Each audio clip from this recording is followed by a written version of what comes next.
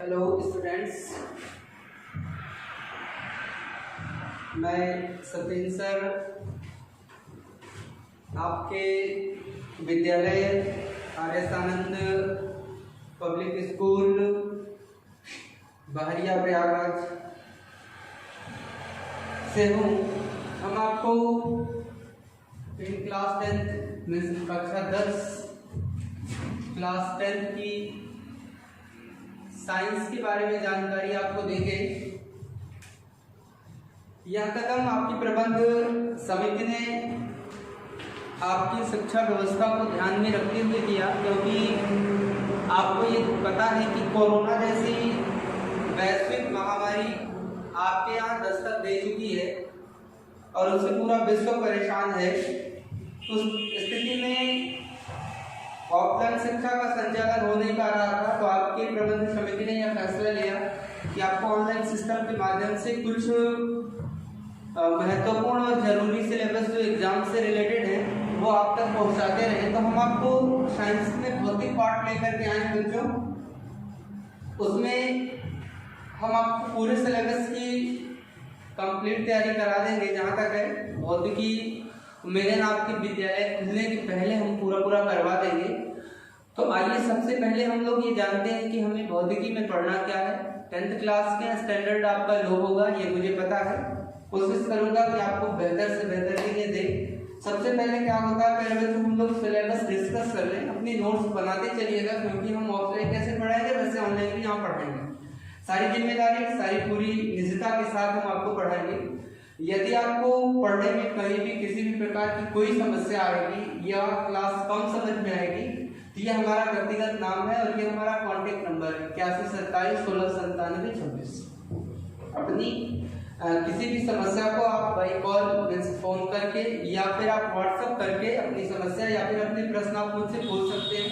No doubt आपको जवाब अच्छे से दिए जाएंगे। इसके लिए आप बिल्कुल चिंता मुक्त रहिएगा, निर्भीक होकर के, निसंदेह होकर के अपने विद्यालय का एक सदस्य मान करके आप हमसे लगातार जुड़े रहिएगा। अगर किसी भी प्रकार की समस्या होगी तो आप मुझसे जुड़िएगा। आइए प्यारे बच्चों, सिलेबस को डिस्कस कर लेते हैं, फिर एक एक टॉपिक्स को आराम से धीरे धीरे चहलकदमी करते हुए पढ़ लेंगे। ऐसा पढ़ लेंगे कि पता नहीं चलेगा कि हम लोगों ने कितने कम समय में कितना ज्यादा जानकारी प्राप्त कर ली। आइए बच्चों जानते हैं, क्योंकि आपका जो चैप्टर नंबर 1 है भौतिकी में, फिजिक्स में, वो आपका जो है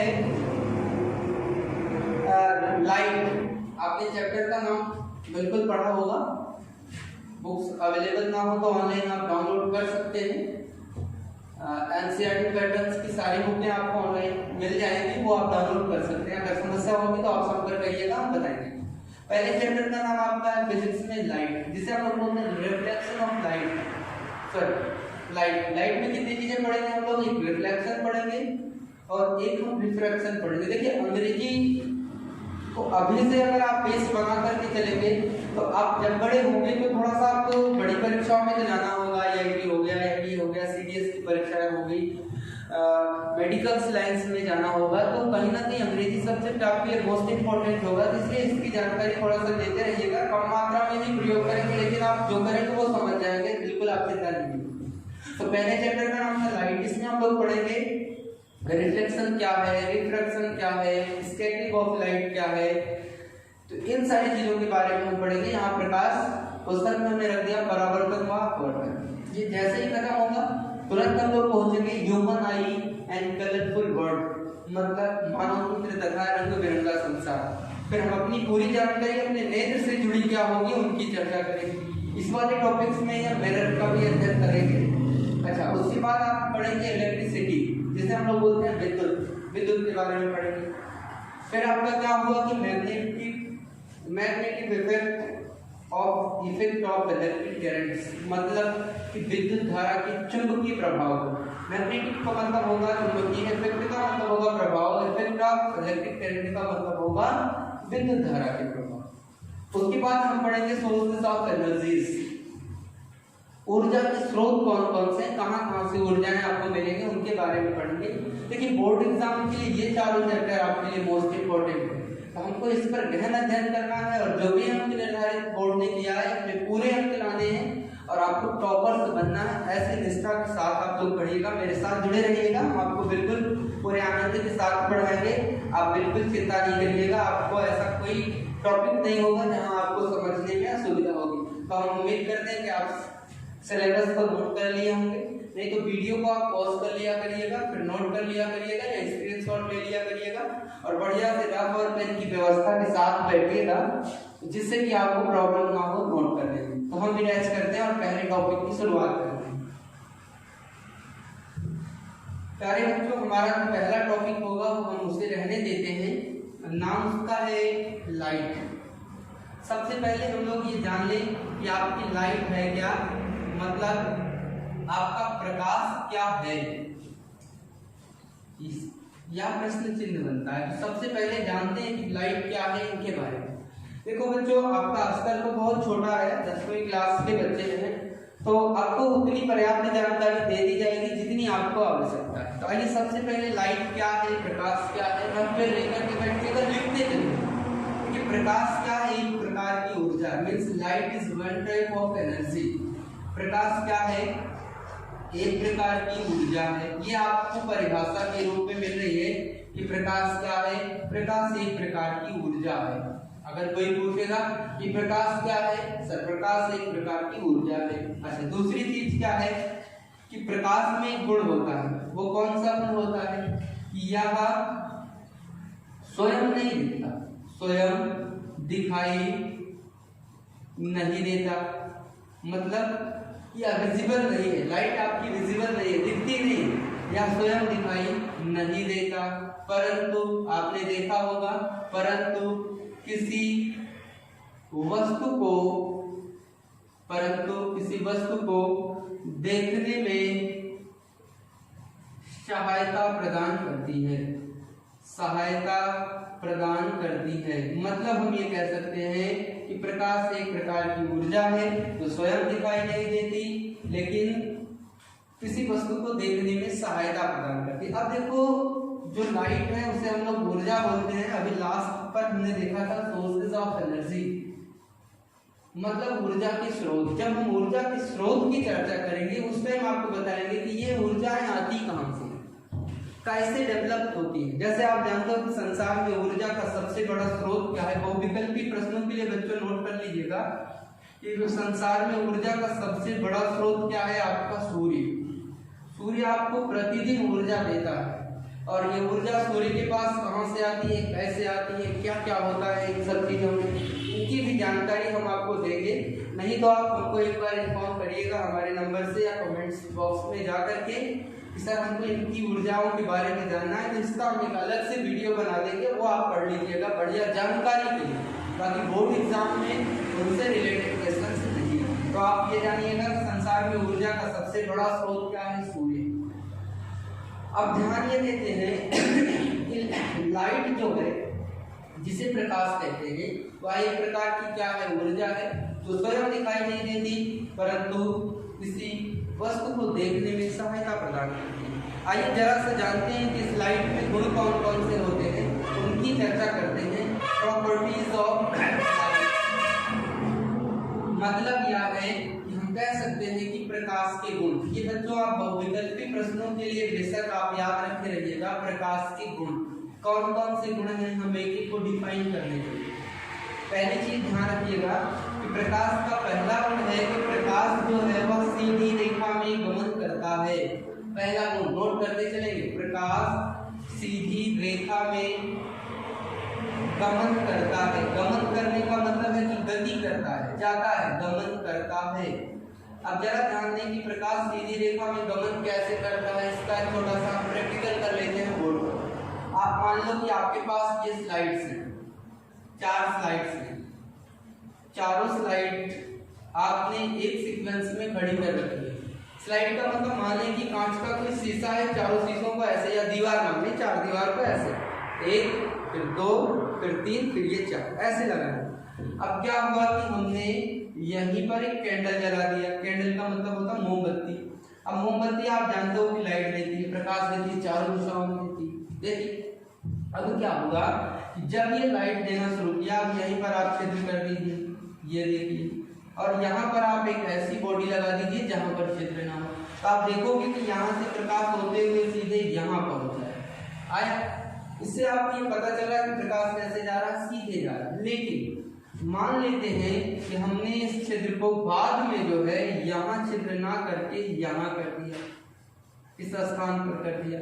क्या प्यारे बच्चों, आप ये अनुभव करके हमको बता सकते हैं क्या कि सर ऐसे ऐसे प्रकाश गया, फिर यहाँ से ऐसे मुड़ा, फिर ऐसे?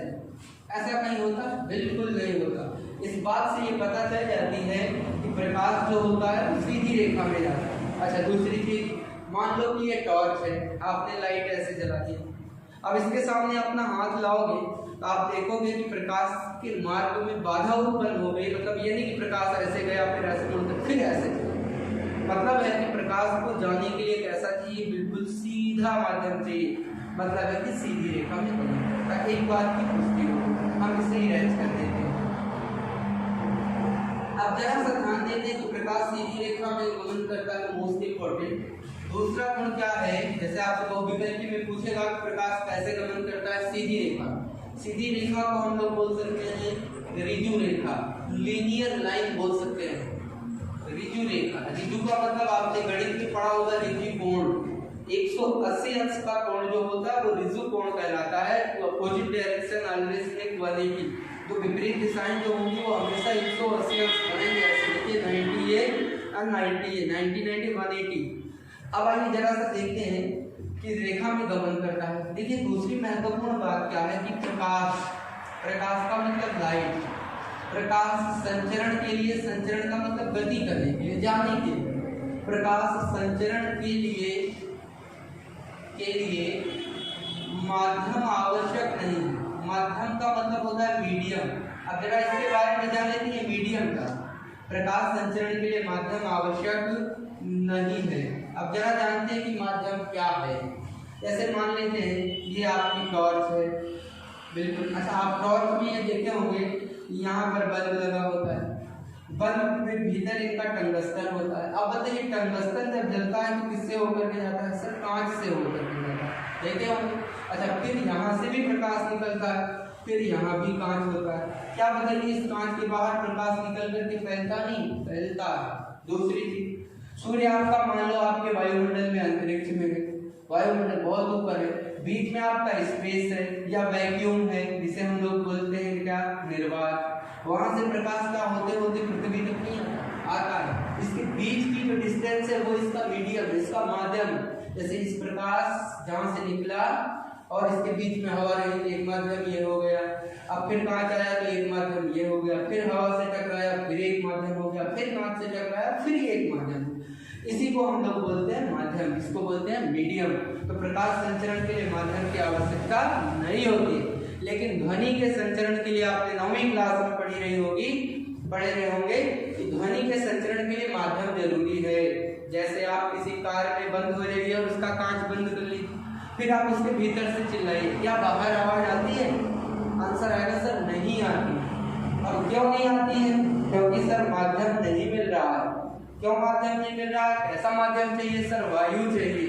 तो वायु होगी तभी तरंगें संचरित होंगी, तब जाकर के मुझे ध्वनि सुनाई देगी। इस तरह से हम कह सकते हैं कि प्रकाश संचरण के लिए माध्यम आवश्यक है। चलिए इसको इरेज करते हैं, 2 गुण हो गए भाई। अब आइए देखते हैं कि इसका तीसरा गुण क्या है। देखिए प्रकाश का तीसरा गुण है कि प्रकाश की प्रकृति। प्रकृति का मतलब होता है इसका नेचर, स्वभाव इसका कैसा है। होता है ना आपका स्वभाव अच्छा, आपका नेचर बेहतर है। तो प्रकाश की प्रकृति द्वैत्वी है, या हम बोल सकते हैं दोहरी। बड़ी क्लास में जाएंगे तो पढ़ लेंगे दोहरी प्रकृति क्या है। दोहरी प्रकृति का मतलब हुआ कि प्रकाश चलता है 2 रूपों में, एक तरंग के रूप में चलता है और एक कण के रूप में चलता है। तो प्रकाश का तरंग व कण के रूप में चलना दोहरी प्रकृति कहलाता है। तो प्रकाश की प्रकृति कैसी है? सर प्रकाश की प्रकृति दोहरी है। अच्छा, दूसरी चीज, अब देखो जो प्रकाश आप लोग देखते हो उस प्रकाश को बोलते हैं दृश्य प्रकाश। कैसा प्रकाश? दृश्य प्रकाश। न्यूटन जी ने इसके बारे में आपको बताया था, और बड़ी कक्षा में जाएंगे तो बढ़िया चर्चा करेंगे। तो दृश्य प्रकाश का जो तरंग दैर्घ्य होता है, कक्षा 9वीं में आपने पढ़ा होगा तरंग दैर्घ्य क्या है। 2 श्रृंगों या क्रमागत दो क्रमागत श्रृंगों या दो क्रमागत गर्तों के बीच की दूरी आपकी तरंगदैर्घ्य कहलाती है। अब देखिए तरंगदैर्घ्य की इकाई मीटर होती है, एंगस्ट्रॉम में मापा जाता है।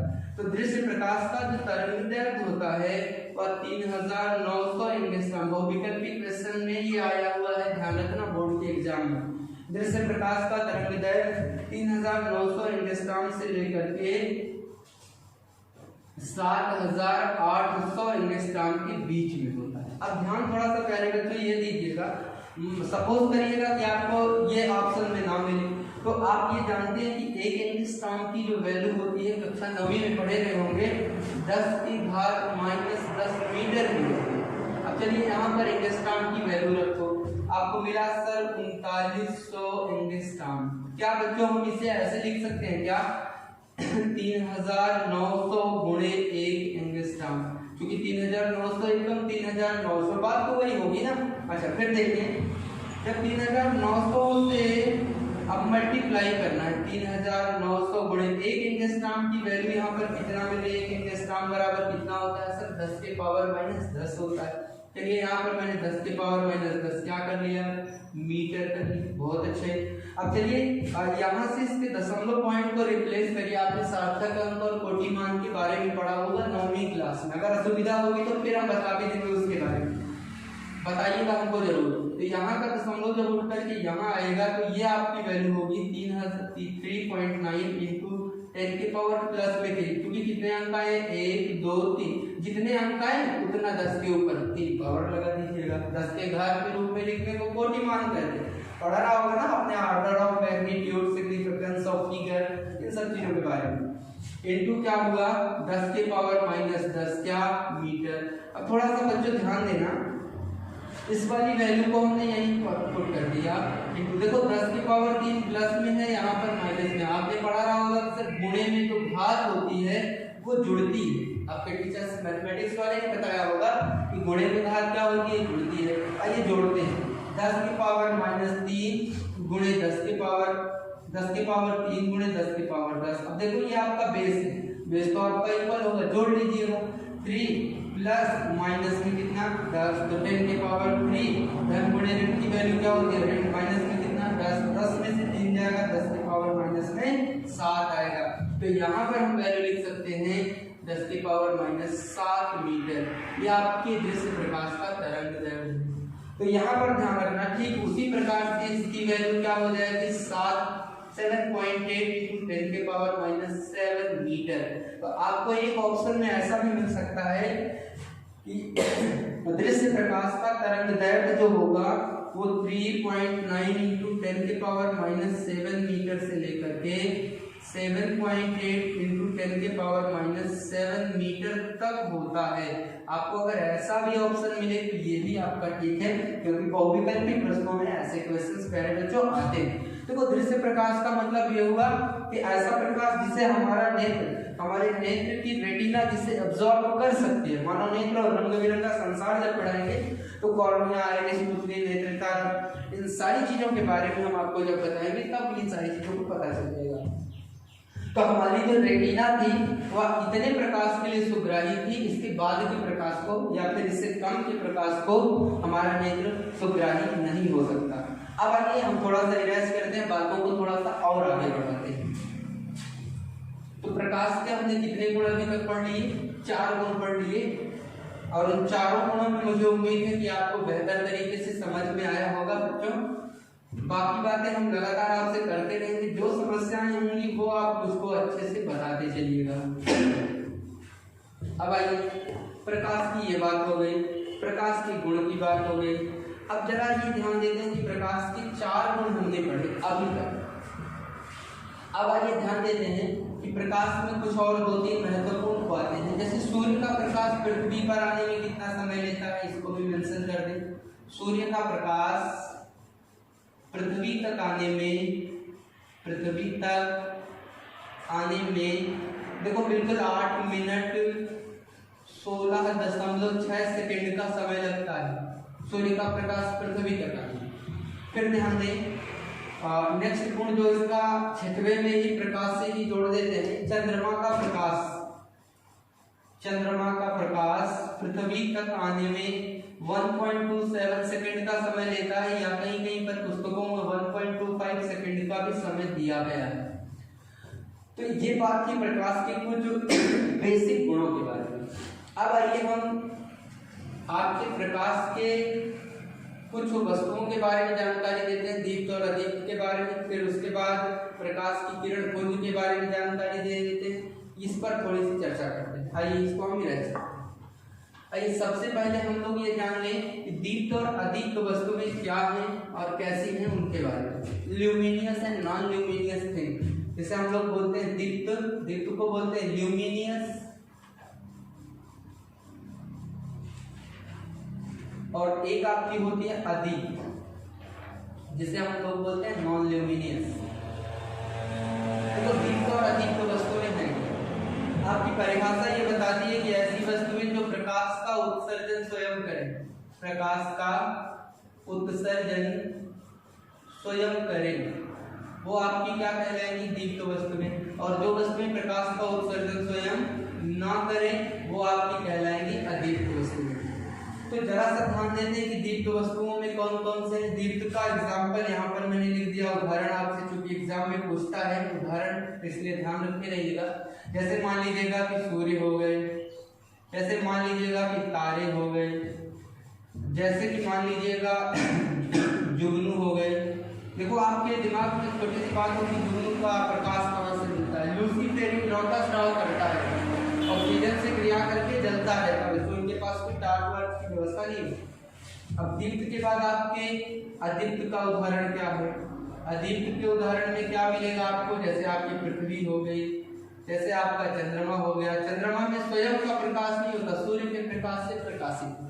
तो मतलब ये हुआ कि ऐसी वस्तुएं, एक बिल्कुल साधारण बात जान लीजिएगा, बिल्कुल सामान्य बात। दीप्त का उदाहरण ऐसे जान लीजिएगा कि इनको हम कुछ इस तरह से परिभाषित कर सकते हैं कि ऐसी वस्तुएं जो अंधेरे में दिखाई दे, ये उदाहरण जानने के लिए है, जो अंधेरे में दिखाई दे वे आपकी वस्तु क्या कहलाएगी, दीप्त कहलाएगी। और जो अंधेरे में दिखाई ना दे, वो आपकी अदीप्त हो जाएगी। जैसे देखो सूर्य क्या दिखाई देता है, क्या बिल्कुल अंधेरे में दिखाई देगा, तारा क्या बिल्कुल, जुगनू दिखाई देगा, क्या बिल्कुल दिखाई देगा। क्या पृथ्वी अंधेरे में दिखाई देती है, सर नहीं दिखाई देती, टॉर्च लेके चलना पड़ता है, तो नहीं। चंद्रमा जब 15 दिन के लिए अपनी सुसुप्त अवस्था में आता है तो क्या दिखाई देगा, तो इस तरह से आप गेस कर सकते हैं अंधेरे में दिखने वाली वस्तुएं दीप्त होगी और ना दिखने वाली वस्तु जो होगी वो आपकी अदीप्त होगी। जैसे आपसे पूछ लिया कि सर बल्ब क्या है, आप बताओगे कि सर बल्ब दीप्त है, लेकिन थोड़ा सा गलती हम कर लिए, बल्ब को अंधेरे में रखो तो नहीं दिखाई देगा। लेकिन अगर आपसे क्वेश्चन पूछे कि जलता हुआ बल्ब क्या, तो आप तत्काल आंसर दे दीजिएगा कि सर जलता हुआ बल्ब दीप्त है, लेकिन केवल बल्ब है तो वो अदीप्त है। जैसे आपसे पूछ लिया कि कोयला क्या है, तो सर कोयला अदीप्त है, क्यों, क्योंकि अंधेरे में दिखाई नहीं देगा। लेकिन जलता हुआ कोयला सर दीप्त है। अब जैसे आपसे पूछ लिया कि लालटेन क्या है, सर लालटेन तो अदीप्त है क्योंकि अंधेरे में दिखाई नहीं देगी, लेकिन जलती हुई लालटेन सर अंधेरे में दिखाई देगी, तो ये क्या हो गया, आपकी अदीप्त। चलिए अब हम इसको इरेज करते हैं। आप नोट कर लिए होंगे, वीडियो को पॉज करके भी आप लोग लिख सकते हैं, स्क्रीनशॉट भी ले सकते हैं। ये आपका दीप्त हो गया, ये आपका अदीप्त टॉपिक हो गया। अब जरा सा ध्यान ये देते हैं कि दीप्त और अदीप्त की बात आपको मिलता है आपके टॉपिक पर एक छोटी सी बात जानकारी के लिए रखना है। थोड़ा सा प्रॉब्लम है खांसी की भाई। जैसे हमको पढ़ना रहेगा मिरर, दर्पण, तो उनसे जुड़ा कुछ टॉपिक है, उसकी चर्चा हम करेंगे, उनका काम हम पढ़ना है। आप पढ़ेंगे किरण पुंज। आपसे क्वेश्चन पूछता है कि किरण पुंज क्या है, आइए जानते हैं। और ये कितने प्रश्न आपका होगा, किरण पुंज क्या है या कितने प्रकार का होता है, परिभाषित कीजिए, ये आपका प्रश्न होगा। अब आइए देखते हैं कि किरण पुंज क्या है। अब जैसे ध्यान दें, ये आपका हो गया सूर्य। ऐसे सूर्य में देखते होंगे कि बहुत सारी बातें, बहुत सारी ऊर्जाएं आपके यहाँ बाहर आती हैं। देख रहे हैं सूर्य का प्रकाश चारों दिशा में फैल रहा है। अच्छा क्या होता है कि सूर्य से ये किरणें निकल रही हैं, देख रहे होंगे बहुत सारी किरणें हैं सर, बहुत सारी। कितनी किरणें हैं सर गिनती नहीं कर सकते, फिर भी सर अनंत मान सकते हैं। तो हमने ये मान लिया कि सूर्य से निकलने वाली किरणों की संख्या कितनी है, अनंत है। कितनी है, अनंत है। चलिए अनंत किरण मान लिया। एक छोटी बात भूल गए थे गुण में, उसको यहाँ मेजर कर दे रहे हैं। प्रकाश की चाल, बच्चों न्यूमेरिकल में याद रखना, प्रकाश की चाल के बारे में थोड़ा सा गुण है, इसकी चर्चा हम कर दे रहे हैं। प्रकाश की चाल 3.0 × 10 के पावर 8 मीटर पर सेकेंड होती है वायु में प्रकाश की चाल, या ऑब्लिक लगा करके आप बोल सकते हैं निर्वात। जैसे पूछ लिया कि प्रकाश की चाल कितनी होती है, 3.0 × 10 के पावर 8 मीटर पर सेकेंड होती है। बहुविकल्प के प्रश्न के लिए इंपॉर्टेंट है। सर प्रकाश की चाल की गणना किसने की थी, ये क्वेश्चन ऐसा बनेगा। गणना सबसे पहले, प्रकाश की चाल की गणना सबसे पहले गणना किसने किया था, सर इनका नाम था रोमर नामक वैज्ञानिक ने प्रकाश के चाल की गणना सबसे पहले की थी। उन्होंने बताया था कि प्रकाश 3.0 × 10 के पावर 8 मीटर पर सेकंड से। देखिए इसकी गणना आप आसानी से कर सकते हैं। आपने 9वीं में एक फार्मूला पढ़ा था होगा, चाल बराबर में दूरी बटे में समय। अब जरा ध्यान दें, चाल किसकी निकालनी है, प्रकाश की। दूरी कहां से लेंगे, सूर्य से पृथ्वी की दूरी 15,000 करोड़ किलोमीटर, यहाँ 15,000 करोड़ किलोमीटर रख लीजिए। समय कितना रखना है, 8 मिनट 16.6 सेकंड का। जब आप उससे इसमें भाग देंगे तो आपको ये वाली वैल्यू फाइंड आउट हो जाएगी। समस्या होगी तो बताइएगा, प्रकाश का पोर्टल पढ़ाएंगे तो चाल निकालना सिखा देंगे। तो भिन्न भिन्न माध्यम में प्रकाश की चाल भिन्न भिन्न होती है। एक गुण ये भी है, ध्यान दें क्या होती है, भिन्न भिन्न माध्यम में, माध्यम भी हमने आपको बताया था ना, भिन्न भिन्न माध्यम में प्रकाश की चाल भिन्न भिन्न होती है, ये ध्यान रखना। जैसे आपसे पूछे कि वायु में प्रकाश की चाल की, एक और यहाँ पर आप माध्यम डाल लीजिएगा और एक और यहाँ पर आप चाल डाल लीजिएगा नोट्स में। बिल्कुल चाल किसमें होगी, चाल होगी मीटर प्रति सेकंड में होगी। मार्कर चेंज कर लें, फिर उसके बाद अब ध्यान दें। जैसे माध्यम हमने बताया था कि आपकी वायु हो गई, वायु में प्रकाश किस चाल से चलता है, सर 3.0 × 10 के पावर 8 मीटर पर सेकंड से चलता है। चलो बहुत अच्छे। अब आइए देखते हैं कि वायु के बाद प्रकाश निर्वात में भी आता है, हमने अभी बताया भी था। निर्वात में प्रकाश किस चाल से चलता है, सर वहां भी वही सेम चाल होती है, 3.0 × 10 के पावर 8 मीटर पर सेकंड की। उसके बाद सर कांच में प्रकाश की चाल कितनी होती है, कांच अभी ना ले, अभी जल ले लेते हैं। जल में प्रकाश की चाल होती है 2.25 × 10 के पावर 8 मीटर पर सेकंड। न्यूमेरिकल क्वेश्चन के लिए प्यारे बच्चों इस टॉपिक को याद रखे रहिएगा। उसके बाद जल के बाद वायु हो गया, निर्वात हो गया, जल हो गया। सर कांच में प्रकाश की चाल क्या होती है, सर 2.0 × 10 के पावर 8 मीटर पर सेकंड होती है। जो पूछेगा प्यारे बच्चों इन आंकड़ों को आप याद रखे रहिएगा। आपका होमवर्क यही है, हम आपसे क्वेश्चंस करेंगे और आपका होमवर्क ये है कि आप अपनी जितना मैंने पढ़ाया उसको बढ़िया से कॉपी में नोट करके मुझे व्हाट्सएप करिएगा, ठीक। तो मुझे पता चल जाएगा कि हाँ आप पढ़ रहे हो या नहीं पढ़ रहे। अब चलिए कांच हो गई। अब आइए देखते हैं कि किरण पुंज क्या है। तो मैंने बताया, चले आप एक इधर उधर से अब आप उसे नोट कर लीजिएगा। तो ध्यान ये देते हैं कि किरण पुंज क्या है, सूर्य से लगातार ऊर्जाएं प्रकाश के रूप में निकल रही थी। जब ऊर्जा लगातार निकल रही थी तो उस टाइम में क्या था कि यहाँ से कितनी किरणें निकली थी, सर अनंत किरणें निकली थी। अब अनंत किरणें थी तो वो कलेक्शन में थी, समूह में। तो हम यहाँ कह सकते हैं कि अनंत किरणों का समूह क्या कहलाता है, सर किरण पुंज। कोई पूछेगा कि किरण पुंज क्या है, हम बताएंगे कि अनंत किरणों का समूह किरण पुंज कहलाता है। अब चलिए किरण पुंज कितने प्रकार के होते हैं ये हम जान लें। तो यहाँ पर ऐसे लिखिएगा, हेडिंग डाल दीजिएगा आप लोग, किरण पुंज के प्रकार। तो हम लोग ऐसे लिखते हैं किरण पुंज। किरण पुंज जो होते हैं वो 3 टाइप के होते हैं। कौन कौन से होते हैं, सर एक अभिसारी होता है, और कौन सा होता है, सर एक अपसारी होता है। इन सब चीजों के बारे में बढ़िया से बताएंगे आपको।